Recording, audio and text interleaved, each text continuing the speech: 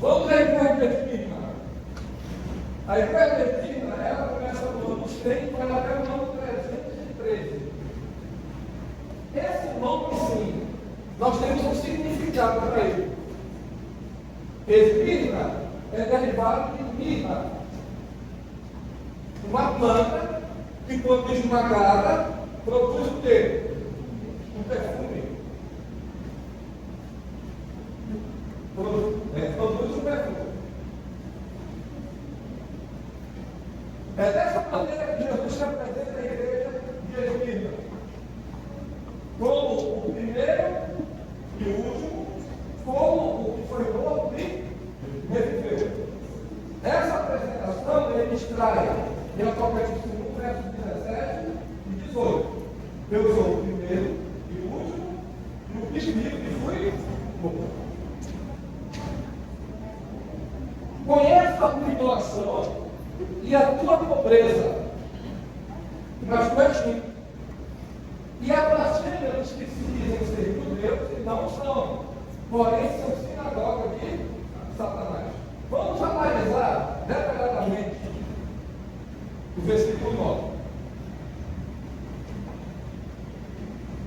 Conheço a tua tribulação. Tribulação ligada à perseguição.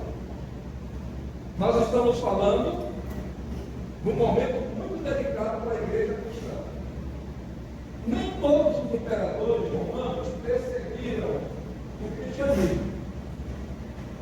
Nem todos. Por exemplo, Jesus nasceu na época de César Augusto e morreu na época de Tibério César. Você não tem, na época de Tibério, primeiro que o cristianismo está começando ali. E depois de Tibério, vem Calígula.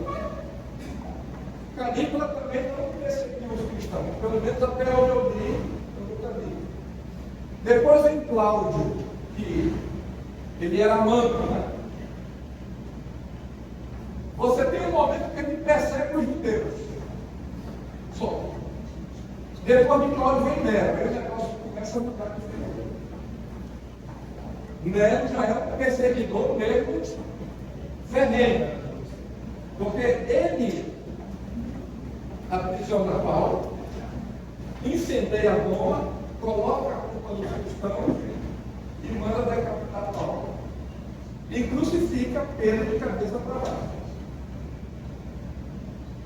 Depois, você vai ter um período mais tranquilo, até a época de Domiciano, que colocou João para a ilha de Pátmos. Aí você vai ter um período de uma certa instabilidade, uma perseguição não tão cruel, mas você vai ter aí alguns que vão se destacar. E eu coloquei aqui as figuras de alguns desses imperadores. Aqui, por exemplo, nós temos o Trajano, o imperador Adriano, o imperador Marco Aurélio. Na época desses três imperadores, houve uma perseguição tanto quanto que esporádica. Mas a coisa vai mudar de figura. Você vai ter, com esse cidadão aqui, que foi um dos piores, chamado Décio, e Valeriano, uma perseguição mais cruel, principalmente com Décio. E o pior de todos, o pior mesmo de todos é Diocleciano. Ele vai dividir o império em quatro partes. Depois ele se aposenta ainda vivo. Então, você vai ter, na época desses três, principalmente, a partir de Décio, até aqui, Diocleciano, um período realmente cruel. Tem alguns dados interessantes na apostila que vocês receberam. É falar a respeito de pobreza da igreja, não é? Você é pobre, mas você é rico. É a época que a igreja se reúne nas catacumbas de Roma. Quem conheceu, você conheceu as catacumbas? Quem foi a Roma pode conhecer as catacumbas, onde os cristãos se reúnem. Mas também é falado a respeito da blasfêmia dos que se dizem judeus e não são, mas são sinagoga de Satanás. Essa expressão, ela se refere a um grupo que dizia servir a Deus, mas na realidade servir a Satanás. São judeus espirituais, né? São judeus espirituais. A igreja perseguida não recebe nenhuma reclamação. Foi uma igreja perseguida do começo ao fim. Não temas o que há de padecer. Eis que o diabo está para lançar alguns de vós na prisão, para que sejais provados, e tereis uma tribulação de quanto tempo? E aqui nós temos que fazer uma aplicação, que é uma aplicação profética. Em profecia, aqueles que estão estudando, quem sabe, pela primeira vez, profecia, vai ficar um pouco até impressionado ou surpreso. Na Bíblia, meus queridos, um dia em profecia é um ano. Eu exemplifico. O povo de Israel peregrinou 40 anos no deserto. Por que isso aconteceu com eles? Porque, num dado momento, eles foram espionar a terra de Canaã para ver se a terra era tudo aquilo que Deus havia falado. E eles voltaram com um relatório. A terra é linda, a terra é maravilhosa, a terra mana leite e mel. Nós trouxemos aqui um cacho de uva que era carregado por 2 homens, de tão grande que era. A terra realmente é aquilo, tudo que Deus falou. Mas tem um problema. Lá no olho gigante. E aos olhos do gigante nós éramos pequenos, né? As cidades lá são todas muradas. Não tem como nós conquistarmos essa terra. Por mais que Josué e Caleb dissessem, olha, Deus é conosco. Eles disseram, não temos como. E o povo começou a reclamar com Moisés, quiseram matar Moisés. Deus interveio no momento e disse o seguinte, olha, essa geração incrédula aí, nenhum de vocês vai entrar na terra que eu prometi. Vocês vão ficar no deserto, vocês vão morrer no deserto. Quantos dias vocês passaram inspecionando a terra? 40 dias. Então, cada dia inspecionado, um ano. E aqui nós temos uma tribulação de quantos dias? 10 dias. Isso quer dizer que a igreja iria sofrer 10 anos de intensa perseguição. Seria o momento mais cruel, mais difícil da igreja. E nós vamos já ver. No ano 303, começou esse período de perseguição. Com o imperador Diocleciano, ele começa esse processo de perseguição, que durou exatamente 10 anos. Por que durou exatamente 10 anos? Porque o imperador Constantino, que não era nem imperador ainda, praticamente, ele dividia o trono. No ano 313, ele assinou o Edito de Milão. E o que dizia o Edito de Milão? O Edito de Milão dava liberdade para os cristãos. Até então, o cristianismo era uma religião perseguida. Mas a partir do Edito de Milão, do ano 313, o cristianismo se torna livre. O cristianismo não é ainda a religião oficial do Império Romano. A religião do Império Romano por Teodósio, algum tempo depois. Mas é Constantino que dá a liberdade de culto para os cristãos. O cristianismo deixa de ser uma religião perseguida e agora ela tem a liberdade. A liberdade religiosa. De 303 para 313 você tem quanto tempo? 10 anos. Perfeita profecia, né? E dentro do versículo 10, já é apresentado também aquilo que a igreja receberia como promessa. Ela receberia a coroa da vida, ser fiel até a morte e dar-te-ei a coroa da vida. Paulo fala a respeito da coroa da vida. A última carta escrita pelo apóstolo Paulo é 2 Timóteo. Ele está na prisão mamertina, em Roma. A prisão mamertina é um buraco que não tinha escadas, um buraco insalubre, e os presos eram descidos por cordas. E Paulo ficou nessa prisão até a sua morte, quando ele foi tirado de lá para ser decapitado.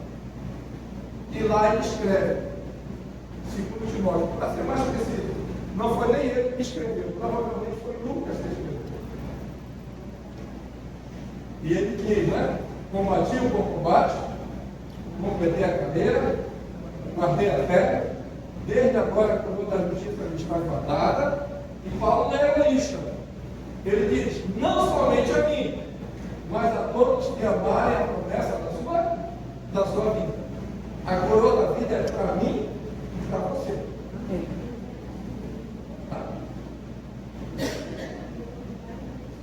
O lugar da escura, só nós não temos lá também, né?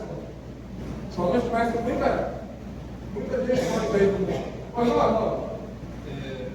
Você falou que é um buraco Uma prisão. Mas ele escreve dizendo que ele era visitado, né? Sim. O povo que eles faziam versículo. Sim, só tinha esse jeito de entrar e sair de lá. Com medo de corte. E Paulo sai para ser decapitado. E em 2 Timóteo ele diz, eu já estou para ser oferecido como sacrifício. Ele tinha certeza de que ele ia morrer. É uma cisterna.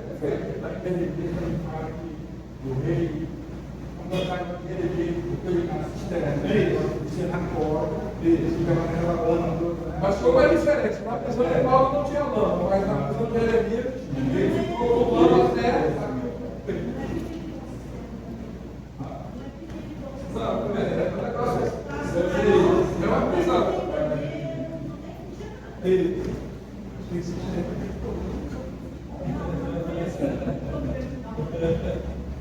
Vamos lá, gente. Vamos ver aqui. Vamos ver a promessa do vencedor, né? O que vencer, de modo algum sofrerá o dano da segunda morte. Enquanto eu preparava esse assunto, eu comecei a fazer algumas reflexões. Qual é a nota tônica para a igreja de Espírito? Perseguição, né? Perseguição é o quê? Morte. Você percebe que as duas coisas que Deus prometeu para a igreja de Espírito está relacionada à vida? Olha aqui, ó. Ser fiel até a morte e dar cheio de ver. Agora aqui começa o 11. O que vencer de modo algum não sofrerá o dano da segunda morte. São promessas que têm a ver com a condição que eles estavam vivendo. Mas não nos esqueçamos. Isso aqui, essa promessa, é para todos os salvos. Aqui nós temos, melhor explicado, o que é a segunda morte. O próprio Apocalipse traz a resposta para essa pergunta. No capítulo 20, verso 14, nós temos que a morte e o Hades foram lançados no lago de fogo. Esta é a segunda morte, o lago de fogo. Quando é que esse lago de fogo vai acontecer? Depois do milênio. Nós vamos conversar bastante sobre isso num outro momento. E também no capítulo 21, verso 9, quanto aos medrosos, aos incrédulos, abomináveis, homicidas, adúlteros, feiticeiros, idólatras, mentirosos, a sua parte será no lago ardente de fogo e enxofre, que é a segunda morte. O que é a segunda morte? É a morte que não tem ressurreição. É a morte de Satanás, seus anjos, e todos aqueles que rejeitam a salvação de Jesus vão sofrer. É a morte eterna, é a morte que não tem ressurreição, que não tem volta. Foi não? Só pegando o gancho, foi exatamente isso que Jesus fez por nós. Morreu a morte eterna. Perfeito. Mas alguém poderia perguntar: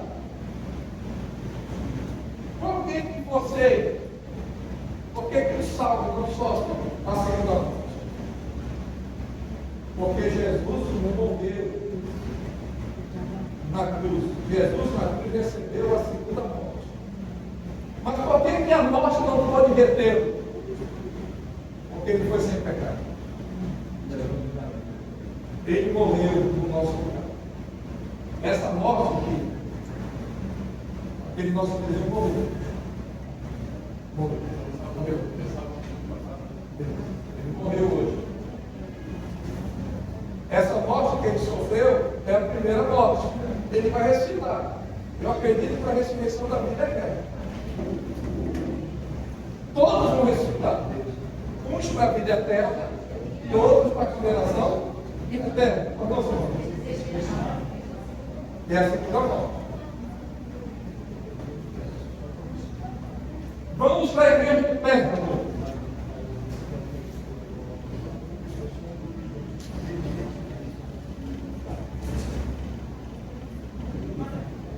Pois não, Pérgamo.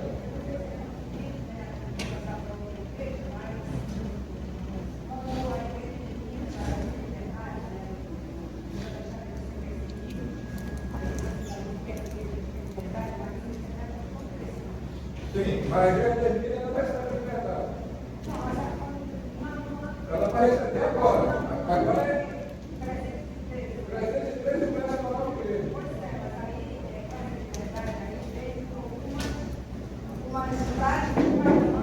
Sim, vamos já chegar lá. E é justamente esse momento delicado que eu falei para vocês, bem no começo do nosso assunto. Nós vamos entrar num momento delicadíssimo agora. E vamos ouvir com muita atenção. Tá? Esta é a terceira igreja da profecia, chamada Pérgamo. E essa igreja ela tem uma característica, ela é uma igreja popular. A cidade de Éfeso, de Pérgamo, ela estava construída numa elevação. Em qualquer lugar que você estivesse chegando, você conseguia avistá-la.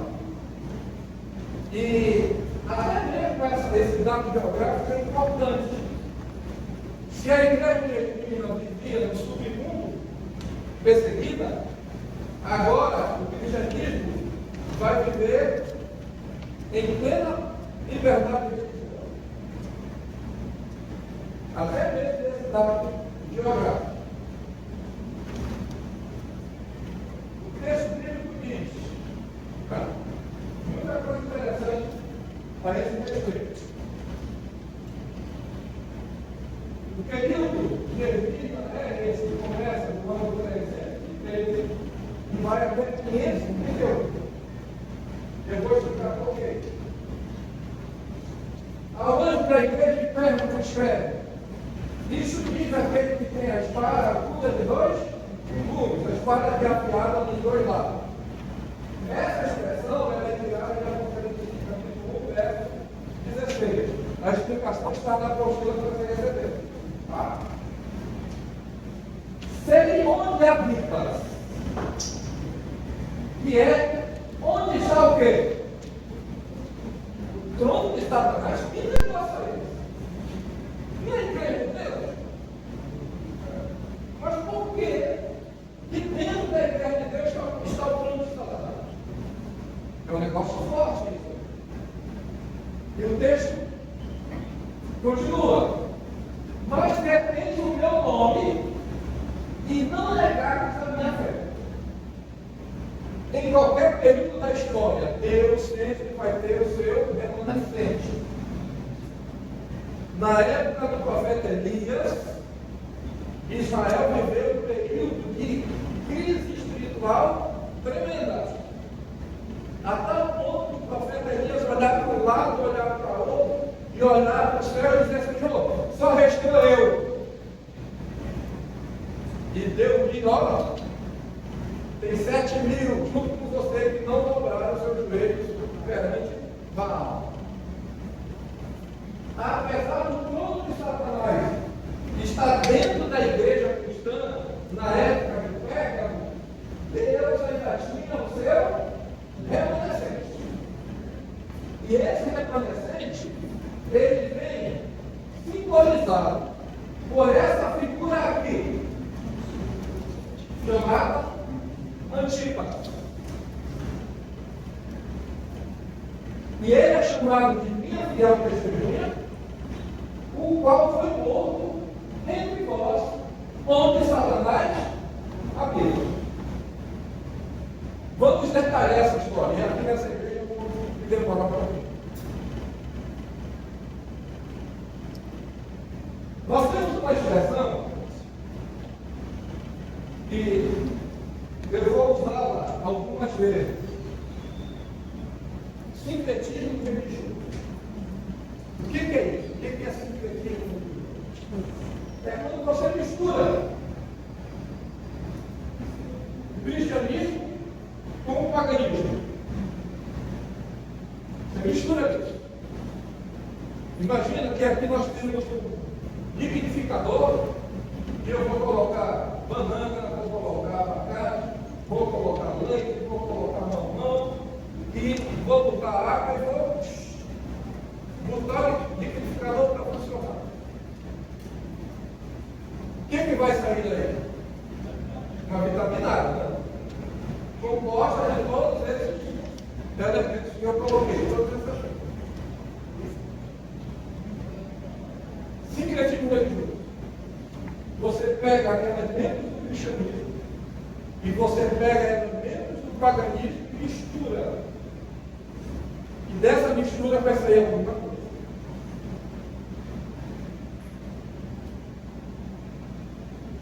E esse sincretismo religioso, ele começa justamente quando vai existir, até errado, quando vai existir uma união entre a igreja e o Estado. Nunca dá certo você misturar religião com política. Não dá certo. É uma combinação que não dá certo. Não dá certo mesmo. A igreja, a religião, ela foi constituída para pregar o evangelho. Ela não deve se meter em política. Eu estou falando como igreja. Eu, membro de igreja, eu sou cidadão e eu posso exercer a cidadania para votar em A, B ou C. Eu posso até me candidatar, apesar de eu não aconselhar isso para ninguém. Principalmente ser político do Brasil. Não aconselho a ninguém fazer isso. Porque o poder corrompe. Igreja para um lado, política para o outro. Nós não podemos dizer, os membros, ir lá para o culto da igreja e dizer: vote no presidente A, vote no candidato B, vote para esse, para senador. Não, isso está errado. A igreja não precisa disso. A igreja não precisa se meter nessas coisas. Eu falo como instituição. Não podemos fazer isso. Graças a Deus, aqui não é feito. A igreja adventista, nesse ponto, ela é totalmente arrependida. Não podemos trazer para dentro da igreja esse tipo de coisa. Mas o membro é livre, ele pode quem ele quiser. Porque nunca tem certo. Igreja e religião, igreja e política junto. Pérgamo foi a primeira cidade, no ano 29 a.C., a erguer o templo ao imperador vivo, a César Augusto, lá na cidade de Pérgamo.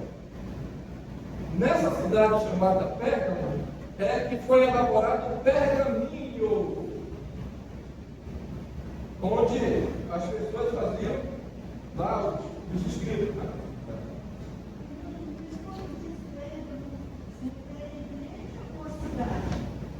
Vai. Sim. Vai ver. A cidade. A lealdade do Estado era demonstrada através da adoração religiosa. Eles fizeram isso para ganhar a influência, para ser visto aos olhos do imperador. O imperador Domiciano foi aquele imperador que baniu João para ele de Paz. Ele identificou a exigência de ser adorado como Senhor e Deus, resultando no banimento do voto dos cristãos que se recusaram a queimar incenso à sua imagem.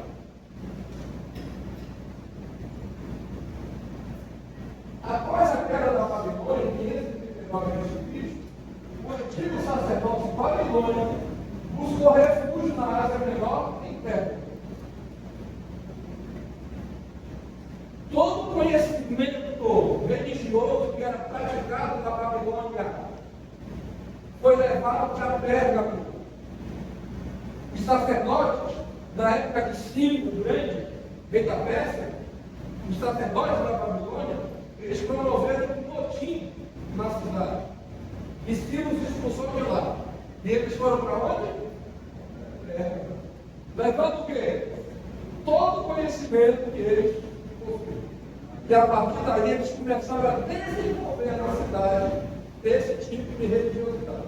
Esse tipo de... Aí você tem, o culto que era prestado para a Babilônia, sendo agora desenvolvido no Império Romano, e depois do Império Romano sendo desenvolvido dentro do cristianismo. É por isso que a afirmação sejam de artistas que é está no trono de Satanás, por mais que seja forte, é verdadeiro. O culto que era prestado na Babilônia está sendo prestado na igreja. A cidade era dominada por dois símbolos impactantes, dois monumentos religiosos. O primeiro, o grande altar de Zeus. Zeus sentado no seu trono. E o outro, o Deus Asclepio, conhecido também como Esculapio, que é o Deus da cura, é o Deus da medicina, ele é simbolizado pela serpente. Pois não, querido? Perfeito. Por causa disso. Então você tem justamente o culto à serpente onde? Na cidade de Pérgamo. Cheio de epítetos, que é onde está o quê? O trono de Satanás. Só que o império está passando por um momento muito delicado.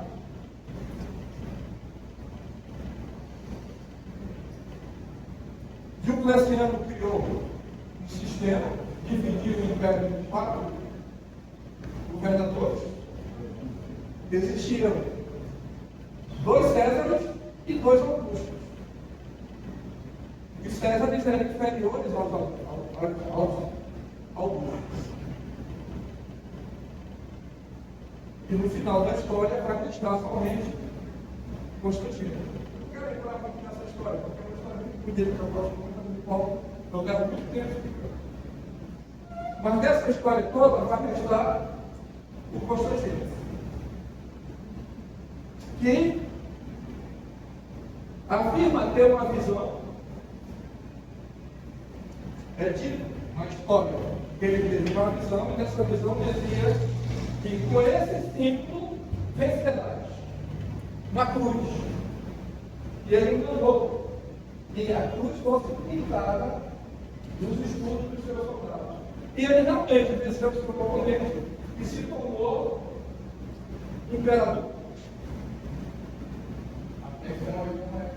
Não, ele era o André. Não, ele já era o César.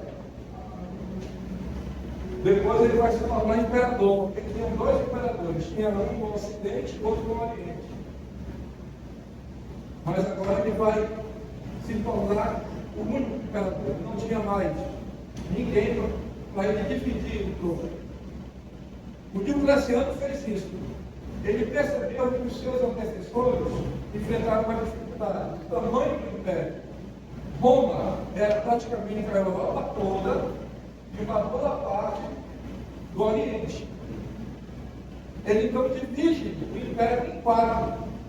E dessa forma fica mais fácil dele governar. Igual como foi feito em São Paulo, né? Tem o prefeito e tem as subprefeituras. Você tem mais facilidade de enfrentar o problema ali, na sua língua. Constantino, quando ele chega ao poder, ele simplesmente se torna único. O único imperador. Só que ele vai fazer o seguinte: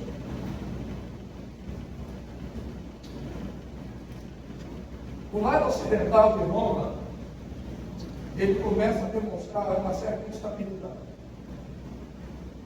Muita revolta, muita dificuldade em manter o império naquela parte.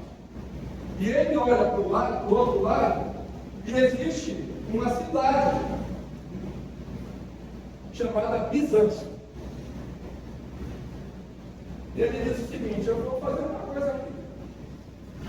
Ele praticamente mandou construir a cidade toda. Ele fez muitas reformas, construiu algumas coisas bem impactantes. E mudou a capital do Império Romano do Ocidente para o Oriente. Só que, como ele se tornou o único imperador, quem é que ia ficar dominando no Ocidente? Se ele está transferindo a capital para o Oriente, quem é que ele coloca lá? Alguém tem que assumir, alguém tem que auxiliá-lo nesse ponto. Mas ele não pode mudar uma pessoa qualquer. Ele não pode colocar uma pessoa que aspire questões políticas. Porque ele corria o sério risco dessa pessoa se colocar contra ele. O que ele faz então? O bispo de Roma, de certa forma, passa a exercer um controle sobre aquela região. Aí ele começa. Aí ele vai começar uma coisa. Ele faz isso. E a partir daí, Roma ganha mais dois braços. Você já tinha um Roma imperial, agora você vai ter um outro braço de Roma imperial, porque vai surgir um novo império, que é o Império Romano Oriental, com a sua capital em Constantinopla, porque ele muda o nome de Bizâncio para Constantinopla. E a partir daí vai surgir um império chamado Império Bizantino. É aí que surge o Império Bizantino. O Império Bizantino durou 1000 anos a mais do que o Império Romano Ocidental. O Império Romano Ocidental caiu em 476 depois de Cristo. O Império Romano Oriental caiu 1000 anos depois. Mas isso a gente vai tratar na frente um pouquinho sobre esse assunto. Eu não quero adiantar muita coisa para vocês. Então, você vai ter justamente essa mudança. Pois não, agora. O Império Bizantino teve esse poder asiático que você acabou de falar? Não. Império Bizantino. O Império Bizantino não foi criado por Constantino. É ele que cria esse império. É ele que cria. Mas é Roma ainda. Tudo bem, mas ele não tinha deixado o bispo. Sim, ele deixa o bispo de Roma em Roma. Tá. E a partir daí vai surgir uma terceira Roma, que é a Roma religiosa, Roma eclesiástica. É por isso que eu disse que o Império Romano vai ganhar dois braços trabalhos: Império Romano Ocidental, Império Romano Oriental e Roma eclesiástica, Roma religiosa. Constantinopla hoje é Istambul, tá? Não é a capital da Turquia. A capital da Turquia é Ankara. Mas a principal cidade turca é Istambul. Sempre confundo, né? Qual é a capital da Bolívia? Não é La Paz, é Sul. Mas é em La Paz que está certo. Por quê? Coisa de boliviano. Essa senhora aqui chamava-se Helena. Ela é mãe de Constantino. E ela vai ter uma participação fundamental nesse processo. Que é justamente o momento em que o Império Romano vai começar a se tornar também cristão. Porque o que se sabe, apesar de existir controvérsias em torno, é de que Constantino se converteu ao cristianismo, apesar de não se ter certeza. Não se tem certeza disso. Alguns dizem que ele nunca deixou de ser pagão. Mas ele se batizou. Isso é fato. Mas essa senhora, ela foi fundamental. Porque ela vai construir, por exemplo, a igreja do seu sepulcro, lá em Jerusalém. Essa se converteu mesmo, não é igreja, ela se converteu e trabalhou. Ela foi muito importante, muito importante. E é justamente aqui que vai acontecer essa mudança. O Império Romano Ocidental, ele vai se tornando cada vez mais cristão. Pois não? Esse cristianismo que está aí seguiu os apóstolos de Cristo. Você fez uma excelente pergunta. A questão toda é que o cristianismo, ele não veio pronto. Ele vai sendo construído ao longo do tempo. Não é à toa que quando em quando eram feitos os concílios. O primeiro de todos foi o Nicéia, que determinou a questão lá de Árabe, por exemplo, que dizia que Jesus não era Deus. Então você vai ter vários concílios ao longo da história. E nesses concílios, as coisas vão se consolidando. Ou do bem ou do mal. Porque o cristianismo não veio pronto. E você tem hoje o cristianismo como esfacelado. O nosso lado aqui, que é o lado ocidental, você tem o cristianismo romano e depois o surgimento da reforma protestante. A reforma veio e criou um movimento paralelo. E a reforma, o movimento de reforma, também criou vários ramos. Aí você vai para o Oriente e você também tem o cristianismo lá, porque se detém muito na igreja ocidental. Mas você tem a igreja cristã oriental, a igreja ortodoxa. Você vai ter o grande cisma do Oriente quando o cristianismo marchou. O papado no Ocidente e o patriarca no Oriente. O papado se veste todo de branco e o patriarca se veste todo de preto. Mas são duas igrejas cristãs. Ou não?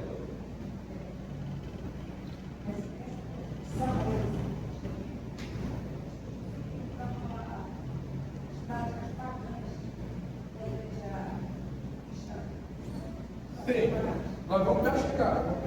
Vou ver agora, vou entrar nessa assunto agora.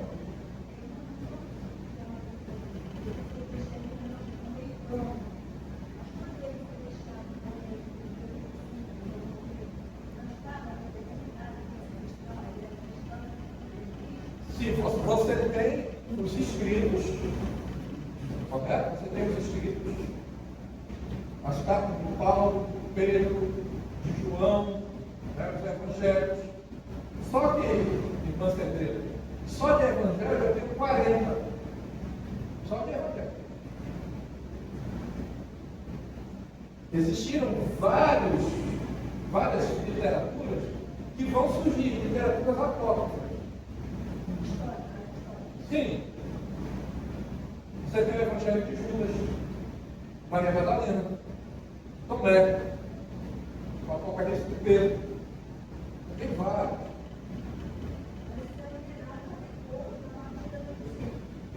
Sim, mas veja só.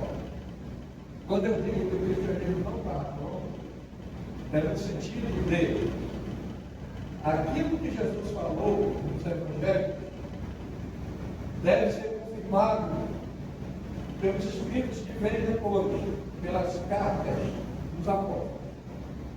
E você tem essa confirmação.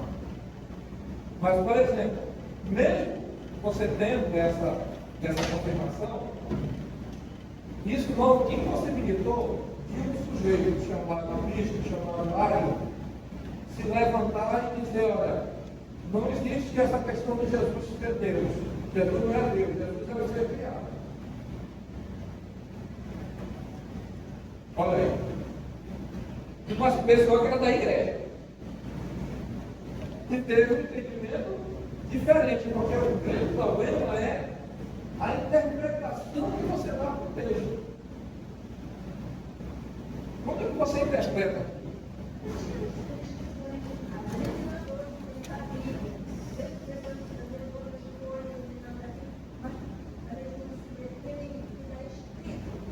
Sim. Quantas religiões cristãs nós temos no mundo? 30 mil. Mas a Bíblia não é uma só. Qual o problema? A leitura que cada um faz. A leitura que cada um. Mas, independentemente de qualquer coisa, Deus sempre tem os seus remanescentes. Porque o que é necessário para a salvação, o que é? Eu aceitar Jesus como meu salvador pessoal. Isso é necessário. Existem outras coisas que gravitam, mas a essência da salvação é Jesus. Então, isso precisa ser compreendido. Aí você vai ter Paulo combatendo muitas coisas nas suas cartas. Culto aos anjos. Alguém entendeu que os anjos devem ser adorados. Paulo combate isso lá na carta aos Colossenses. Tem essas questões. É por isso que eu disse que o cristianismo ele não veio todo. Porque você tem os espíritos que são feitos ao longo do tempo. E daqui que você consiga juntar tudo, você vai sempre ter uma pessoa que pensa diferente de você. Por exemplo, existem pessoas que não acreditam no Espírito Santo. Dentro da igreja. Não acreditam. Então nós temos que fazer uma leitura a esse respeito. Eu digo, o cristianismo não saiu do novo, porque ele vai ser realmente elaborado ao longo do tempo. Vamos imaginar, se no concílio lá de Nicéia o Arion tivesse vencido, o cristianismo hoje seria totalmente diferente do que era. Mas o ensinamento de Arion continua com o defensor levantando a bandeira de Arion, que são as testemunhas de Jeová, que diz que Jesus não é Deus. Continua. Uma coisa que foi refutada lá no quarto século, continua ecoando até hoje em dia.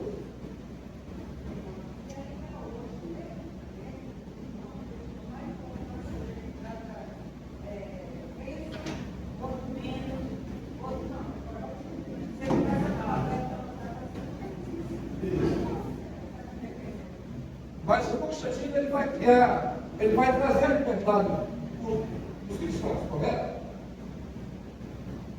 O cristianismo sai daquela condição de igreja perseguida para a liberdade. E ele vai fazer o seguinte: bem, a partir de hoje a igreja cristã é livre e vocês devem cultuar o Deus de vocês da maneira que vocês desejam. E o Império vai ajudar nesse processo. E você vai, a partir daí, ver uma situação muito delicada que foi sendo trabalhada ao longo do tempo. Porque é a partir de Constantino que vai existir aquilo que eu chamei a atenção de vocês, que é a questão do sincretismo religioso. Quando vai existir a mistura do cristianismo com o paganismo. Por exemplo, o paganismo tem os seus templos, ok? E nos templos pagãos existem o quê? As imagens dos deuses. O cristão vai se deparar com essa realidade. Só que o cristão não adora a imagem disso tudo. Como é possível? Eu não posso deixar a imagem porque o cristão não aceita. Eu não posso tirar a imagem porque o pagão não vai gostar dessa história. O que eu posso fazer para andar nesses dois mundos?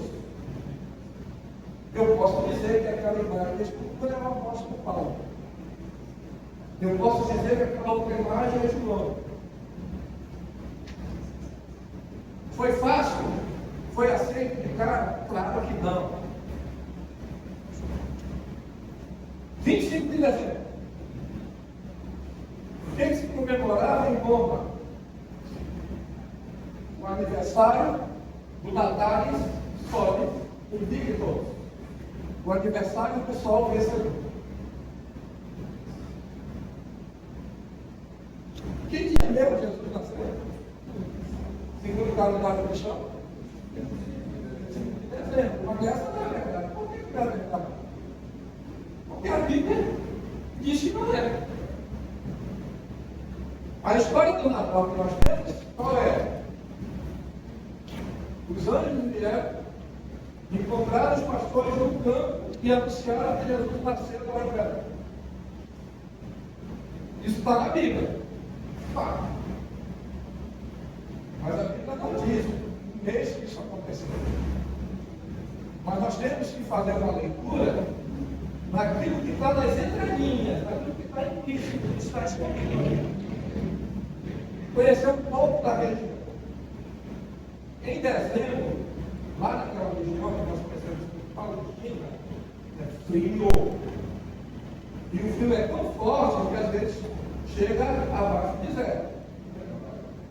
E nenhum pastor, em sã consciência, vai ter o seu rebanho ao ar livre. Por quê? Ele vai morrer se resolver isso também. Então, Jesus não nasceu em dezembro. Tem um outro detalhe. O sacerdócio de Abias, do qual Zacarias, pai de João Batista, fazia parte desse turno, do turno de Abias. E qual é o turno de Abias? Tudo leva aos meses de setembro ou outubro. Jesus deve ter nascido ou em setembro ou em outubro. Para bater com alguns dados que tem no Evangelho. Se eu sei o dia ou o mês do dia a dia, eu posso chegar perto, porque Jesus é 6 meses mais novo que João Batista. Eu vejo mais ou menos quando João Batista nasceu e eu volto mais 6 meses para partir dali. João Batista deve ter nascido em março, maio, junho, julho, agosto, setembro. Dia 2 de outubro. Você não percebe? Você percebe? Para que fosse justificado harmonia com o cristianismo, até mesmo o nascimento de Cristo foi colocado como sendo em dezembro. Uma data que ele não nasceu com toda certeza. Com toda certeza. Dia 6 de janeiro, dia de Reis. O dia que os 3 reis magos, Baltazar, Melchior e o Gaspar chegaram lá onde Jesus estava. Quando eles chegaram, conforme o Evangelho, Jesus já devia ter um ano e meio de vida.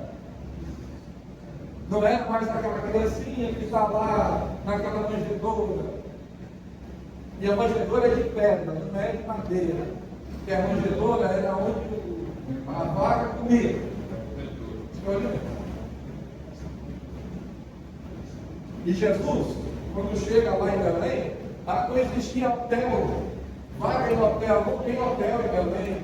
Não tem nada disso. Belém é uma cidadezinha pequenininha, de no máximo 300 habitantes. Eu sou de futebol. Já te respondeu. A minha família é de futebol. Eu sou lá de futebol. Não escolhi. Eu sou daquela família lá.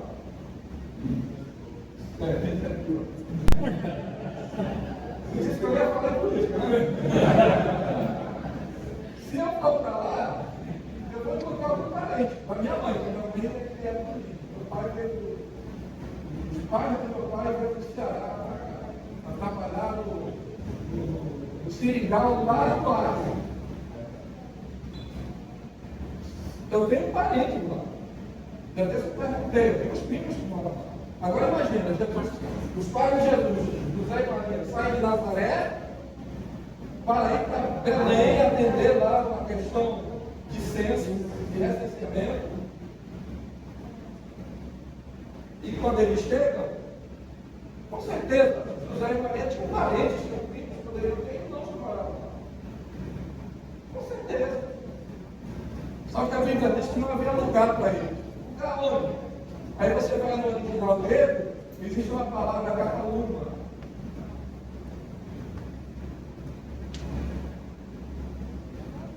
Na época de Jesus, a moradia era dividida com os animais. Os animais ficavam na parte de baixo e a família na parte de cima. Os animais de baixo propiciavam calor para a família de cima. Quando Jesus chegou, não tinha lugar na parte de cima da casa. Por causa disso, ele nasceu na semana. Quando era costume, toda a família judaica ia animal, empurrava. Sim, porque isso é a existência deles. Os que não utilizavam o comércio, utilizava o comércio, ele é uma forma de vida. Qualquer caboclo, você quer caboclo, uma pessoa caboclo, eu gosto de falar caboclo. Qualquer caboclo sabe, né, quem mora na beira do rio, sabe que ele tem que ter aquela atividade ali para sua subsistência. Tá? Mas, meus queridos, é justamente aí que vai começar. O cristianismo ele vai se paganizar. O cristianismo vai começar a comungar com o paganismo. É por isso que o texto bíblico diz: sei onde habitas e é onde está o quê? Dono disso? Satanás. Mas tinha quem? O remanescente. E esse remanescente, ele veio representado por um homem chamado Antipas. E na apostila que vocês receberam, vocês vão ter lá um joguinho de palavras. Você vai ter esse nome separado, Antipas. Anti, separa. O que vem depois? Vai ter uma questão lá. Você vai ler, você vai entender quando você lê. Não pode adiantar nada, não dá spoiler. Spoiler, não vou falar nada disso não. Mas quando você lê a apostila, você vai ver esse pequeno detalhe, esse jogo de palavras. Muito bem. Constantino ele vai criar a primeira lei dominical. No dia 7 de março de 1921. Ele fala dos magistrados, das pessoas que residem na cidade, dos comerciantes, repousem inveteradas de opções. Ele tirou pela primeira vez da eleição. E a igreja recebe uma repreensão, né? Qual é a repreensão que ela recebe? Os que seguem a doutrina de Balaão. Também alguns que de igual modo seguem a doutrina dos. Mas o que estava aí se disputa no lado de Éfeso? Sim. Mas aqui em guerra com eles conseguem se estabelecer. Percebam que há um paralelo entre a doutrina de Balaão e os pecados do Nicolaíta. E a pergunta que se faz necessária é: quais os pecados de Balaão? Quais são os pecados? Quem é esse tal de Balaão? Ele aparece na Bíblia? Aparece lá no livro de Lucas, do capítulo 22 até o capítulo 25. Ele aparece. O que esse sujeito fez? Ele era um profeta. Mas era um profeta mercenário, ele gostava de dinheiro. E um rei chamado Balaque, vendo o que Israel já havia feito, Moisés disse: olha, Balaque, nós só queremos passar pela terra, nós não vamos fazer nada. Se algum menino pegar um pedaço de uma laranja, a gente paga. A gente só quer passar. Não vai passar, não vai passar. Se passar no ar, e ele mandou que Balaão fosse chamado para amaldiçoar Israel. E Deus disse: você não vai. E Balaão ficou igual o menino, né? Pidão, chorando ali. Fica, chora. Tá, pode ir. Deus disse. E ele montou nações jumentinhas, e Deus mandou o seu anjo para matar Balaão. E ele não morreu por causa da jumenta. Tal qual o sítio do Pica-Pau Amarelo, não sei quantos assistiram. No sítio do Pica-Pau Amarelo tinha um burro para falar. Tinha. E nessa história bíblica, a jumenta que ele fala com ele. E a Bíblia diz que Deus tirou a venda dos olhos, ele viu o anjo. E o anjo não matou ele por causa da jumenta. Porque a jumenta sempre que viu o anjo, dizia. E teve uma hora que não deu mais para desviar. Aí a jumenta, ó, tudo pegou. E ele saiu, começou a bater na jumenta. E Deus abriu a boca da jumenta falou para ele: quantos anos eu ensino, quantos anos eu carrego? Você já viu esse comportamento? Quantas vezes eu fiz isso com você? E é nesse momento que Deus tira a jumenta dos olhos, ele deu. E o anjo disse: você vai, mas não vai amaldiçoar, você só vai abençoar. Ele chegou lá com Balaque levou para o alto do monte. E ele abriu a boca, ao invés de amaldiçoar, ele abençoava. Aí Balaque ficou desesperado: estou te pagando dinheiro aqui para você abençoar e você abençoou. Que negócio é esse? Não tem jeito, Balaque. Eu estou fazendo aqui porque Deus manda. Só que Balaão teve uma ideia: Balaque, nós não podemos amaldiçoar o povo, mas o povo pode trazer a maldição para ele mesmo. Então vamos fazer o seguinte: manda as meninas ali, os rapazes, dois meninos, tomar um banho, botar melhor roupa, melhor perfume, vai lá no acampamento de Israel e convida eles para uma festa. O povo de Israel foi. E todas as festas antigas eram recheadas com bebida e depois com muito sexo. Perversão total. E dessa forma, Israel trouxe aquilo que a Bíblia chama de incidente de Baal Peor. Muita gente morreu naquele dia. Muita gente. E o pecado de Balaão aparece justamente aqui, ó. Nesses textos bíblicos que você tem na lição de você. Que os pecados dele, a avareza, hipocrisia, idolatria e imoralidade. Esses pecados fizeram parte da época de Pedro. A igreja se constituiu nele. É isso que ele diz. Sei onde habitas, que é onde está o trono de Satanás. Se o pecado de Balaão está relacionado com o pecado de Nicolaítas, isso se aplica também aos Nicolaítas. O conselho é esse, né? Arrepende. E a promessa que é dada ao vencedor, ele vai poder comer do maná escondido, ele vai receber uma pedra branca e na pedra um novo nome escrito, o qual ninguém conhece. Maná escondido. Que negócio é esse de maná escondido? Deus mandou para Moisés, depois que ele construiu o tabernáculo no deserto, mandou fazer a arca da aliança. Ele botasse dentro da arca 3 objetos: a vara de Arão, que havia fornecido, as tábuas, os 10 mandamentos e um vaso cheio de maná. Essa arca da aliança ela foi perdida. Ela está oculta até hoje.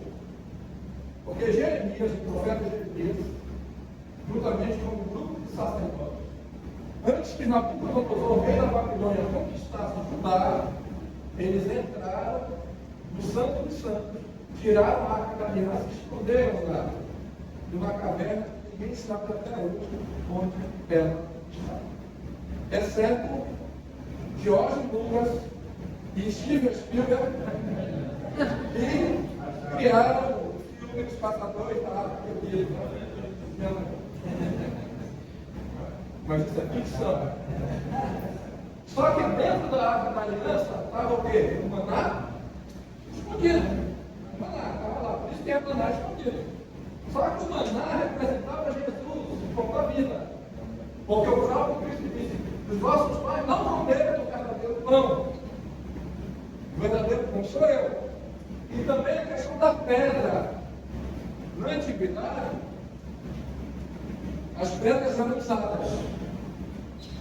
Por exemplo, nós estamos no tribunal. Se o sujeito vai ser condenado, era entregue uma pedra, vou falar pedra preta, porque ele pode mais falar uma pedra escura. Se fosse absolvido, uma pedra branca, uma pedra quadrada. Eu tenho uma amizade muito grande, né?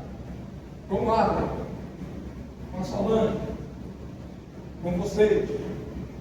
Mas eu gosto de ficar aqui, no lado. Eu fiquei isso com a Solange. Quando nós estudamos esse assunto, vai em casa. O Marlon vai embora, nós vamos nos separar, nossa amizade vai ficar distante, e a gente pegava uma pedra, escrevíamos alguma coisa dela, quebrávamos ao meio, ele ficava numa parte e ficava com a outra parte. Aí entra aquele desenho animado, é super gente, não?